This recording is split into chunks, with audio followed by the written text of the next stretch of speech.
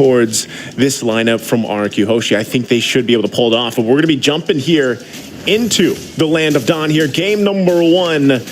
Down to the last 8 teams. We're kicking off here. RRQ Hoshi, Burmese Ghouls in this best of 3. One of these teams will be sent out of the tournament here after the series. So we all start here once again. Taking a look at the early rotations, emblems, nothing quite, out of the ordinary here.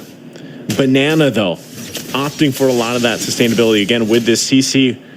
We'll see how this all works out. Burmese Ghouls, they have they gotta play around the fact that they have. Oh, hold on, already in the mid lane though. Jump in, come through. Nico's gonna be just fine. Gives them a thumbs up as well. So for now, back and forth. We're gonna wait for that first big objective, of course, the turtle. I'm not sure if either of these teams have what they need to get an early first blood before the objective.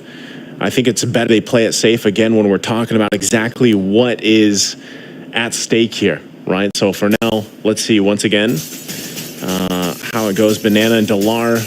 Banana should have a pretty good lane so far for the most part until that level 4 is available. There you are, Kim.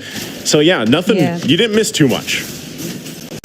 Oh yeah, definitely. It's a minute in, no first blood. Kind of expected to see this from, of course, RRQ and Burmese. They want to be a little bit more careful. Kind of going in for a lot of these early game pokes first. I like this XP lane choice from RRQ. They decided to go with this, especially since this can kind of like put Dilara back. Like we've seen this in some games of the Burmese Ghouls that, Dilar had a very early wave clear, so he was able to reach level 4 much faster than the opponent, which kind of really enables Burmese Ghouls to kind of take in these early turtles. But so far, it's RRQ. Irad actually started up 140 HP already for the turtle. Yep, they go in, heavy spin already used. Turtle for the taking. Irad going to be able to get it. They get the stun off as well. Not sure if they still want to be going for it, though. They're going to fight it out, and they back off. They disengage. Good thing, too. Once again, they have that nether realm available from Nico.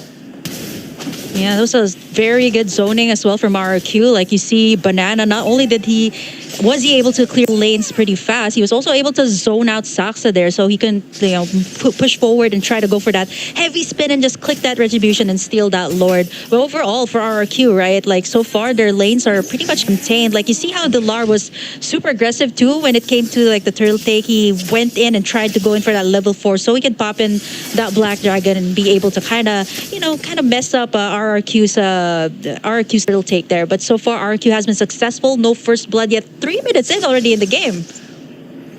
Yeah, which is interesting, right? Because we're talking about the aggression from both of these teams, but and that's not going to find the connection they're looking for. But hold on, still pressure. Oh, what a huge! I'm offended into the heavy spin, able to get the lockdown. Irad going to be the one to go down. First blood going to the hands of Burmese Ghouls. What a set there from Blink, utilizing the flicker combination with the I'm offended. Still going to be up here on the top side, but they should be fine for now. What a play! Yeah, just when we were talking about no first blood, kind of called it there. Nice tuck in there. Flicker was available for Blink, and he was able to do that. And now Banana in trouble. Ooh, this is what I was talking about, though. 1-for-1 trade-off onto the bottom side.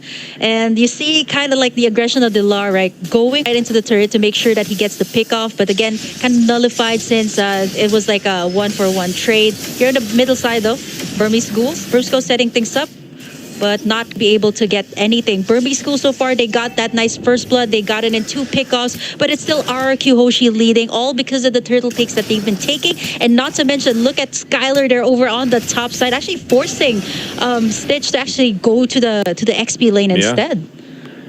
It's a good choice. I mean, a lot of these rotations happening here are very smart on both sides, for the most part. In early game, not anything too crazy happening. You see Blink, if he continues to do that every time the flicker's available to him, is really going to pay off, right, for these goals. That's kind of what they have to do. But Brusco on the other side, well-timed Annoying Fury is going to help them out. And not only that, but they have the extra CC available to them with Irad's kit. Dragon Form going to come down, still be working for this turtle. Second one, Sock's able to secure it. Gets the lockdown now on Irad. He's kind of stuck between the wall. He'll get taken out by Dilar. And there's nothing RRQ could do there. So objective and a kill for Burmese Ghouls. I like how Burmese Schools also kind of like knew that Brusco there did not have that flicker. So they were so confident in trying to take down this turtle to the point that the RRQ was just like trying to find the proper setup there. We kind of see the attempts there from Irad trying to go in for the Violet Requiem and the spatial migration. But you know, it kind of backfired here onto RRQ. And now, so far, Burmese Schools, they've done a good job of equalizing things out. Brusco, though, goes in, yeah, jumps in, but look at that. Again, the sustainability is kind of the way, of course, NetherRealm works. It buys you a little more time, and they're going to be just fine. I'm worried about for the side of Burmese Schools, though. They have to check Skylar as of the moment. He's gotten all the gold plating over on the top side. Not to mention that he's been pushing the lanes pretty fast. You did mention that this Bruno is a turret shredder, and so far he's been taking this turret now almost to 1/4 HP. They should be able to take this. Great map control here for RRQ. Great space that they've made, especially since they still need to take in the last turtle and possibly the next Lord coming into this game. But so far, gold lead, you don't see anyone leading as of the moment because everybody is so... It's kind of a little bit careful when it comes to all these engages, right? Like once you engage, you don't have that right follow-up. It might actually just be a double-edged sword for your team. Yeah, and I think that's, again, you have to respect the fact that even with everything happening now, you know, the past couple of minutes, it's pretty much even, economy-wise, right, for the most part. And Skylar not going down, able to kind of just farm up here is great for RRQ. But even on the flip side, Burmese Ghouls, exactly, Stitch, having an early kill, able to work on his own here, will pay off later on, of course, as you scale up on this Claude pick. So right now, stalemates. Third turtle of the game, though, for the taking here. Both teams getting in position. Only Skylar down on the bottom side, so both teams want to go full force here. The difference maker could be that gold lane, having that available. You can already see in the mid lane, whittling down slowly, but Stitch going to go down bottom. Team's going to be fighting it out 4-on-4 here for this third turtle. Taking it slow. Turret goes down to the bottom side as both gold laners wait there. Turtle's going to reset once again. Still looking for an angle here. Brusco there in the front lines. No one committing just yet. They're trying to feel this out. Yeah, they have to. There's some pressure, though, in the mid lane. They got to deal with it for now. RRQ still in position. But right now, Burmese Ghouls just kind of letting them take control of this space. Blink not going to commit. There's a dragon form finally going for the initiation. Huge stuff there from Brusco, though, with the flicker, Minoan Fury. Now they're going to be battling out. Still looking for a kill to fall here, though, as both gold laners trying to make it away. Delar will finally fall. Stitch now joining the fight. Irad taking a couple shots. He's almost there, but another knockup comes through as Irad falls. It's a double for Stitch, though. But Skylar finally gets a kill as well. And now the mid lane turret goes down next. They find wins on both sides here, but RRQ pulling out just a little bit ahead. Now Soxa, buff can be worked on, and he's deleted by Banana. Gets whittled down quickly. And that is tough for them. Stitch now the answer here with Blink still. Banana going to be able to get away from the I'm offended. Wow, so much back and forth here, Kim. Yeah, we kind of expected this coming out. All out brawl from the side. Burmese School, big window. There was a trade from RRQ Hoshi on the middle lane, so that's also pretty big for them to give that map control towards their side. Right now, that is big because RRQ Hoshi just finally got this first Lord of the game. Not the Luminous one, but this will actually give more pressure to Burmese Schools. They've been winning all of these clashes, but they haven't been able to convert as much turret takes as compared to RRQ Hoshi, who has been slowly taking it in. Care of Skylar, 101 on this Bruno, 7,600 gold for him, at least 1,000 more than what Stitch has. But so far, you know, we can't count out Stitch just yet. This is a Claude that you're talking about. He just picked up the Demon Hunter sword too, so that's going to be big for the side of Burmese Schools when it comes to these clashes.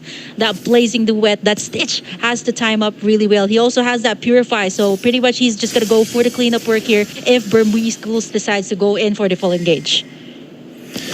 Okay, and with that, they got the Lord work in here. RRQ now going to go ahead and get these turrets down, move around the map with the space that they garnered themselves. We'll be taking the resources as well on top of it. So Burmese Ghouls once again finding themselves in a troubling position. This round it could slip out of their hands very quickly, depending on how they deal with this push. It's going to come down once again if Blink can find a setup that he's going to be looking for on this Ruby pick once again. He's kind of the big answer for them. Delar also now at this point with Dragon Form has to be really careful on his positioning. turret now in the mid lane. Tier 2 going to fall into focus top side, Tier 3. And you can already see Skylar very confidently just kind of poking down what he can. Shield's already taken care of as well in the mid lane. But right now, Burmese Ghouls holding it together on the defense. For Burmese Ghouls and RRQ, what they both have in common right now is the timing of the ultimates. The Nether Realm here, the Blazing Duet. Even for the side of RRQ, the timing here of Brusco's setup. He does have the flicker here. They want to go for the pressure here on the mid side. There's tug in by Blink. Able to get the pull here, but he's still going to be able to stay alive through it all. Nether Realm comes down too. Dragon Form there to cut him off a little bit. Delar, though, takes quite a few shots. No one goes down in the exchange. Big item picks up as well. The Flask of the Oasis now for Brusco.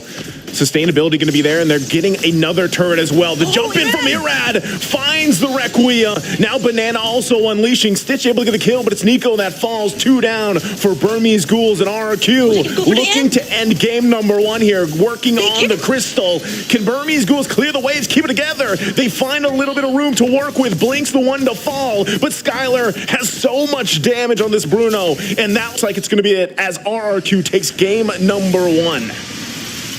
Wow, just when we thought that it could have been at least like a more than 15 minutes game.